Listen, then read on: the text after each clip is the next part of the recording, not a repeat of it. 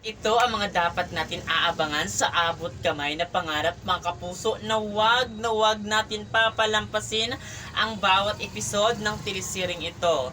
Ngayon, bumalik na nga talaga ang alaay tanyag ay kabahan na itong si Moira at Zoe. Talagang maitsapuera ang dalawang ito at mapagbayaran talaga nila ang mga ginawa nilang kasamaan dito sa ating bida. Una dito ay alam na ngayon ni Tanyag na itong si Zoe ay hindi ni anak. At sino kaya magsasabi kung sino ang ama ni Zoe? At yan ang abangan natin dito. At lahat ng kasamaan na ginawa ni Moira sa ating bida ay mapagbayan kasi nga ibubulok talaga siya sa kulungan ni Tanyag. Kasi gagawin lahat ni Dr. Tanyag para talaga matigil na ang kasamaan ni Moira. Kasi kung hindi niya gagawin ito, baka marami pang inosenteng tao madamay ng dahil lang sa kasamaan ni Moira. Kasi alam naman natin ito si Moira. Gagawin niya lahat para lang talaga masunod niya ang gusto niya, basta lang walang makakatalo sa kanya.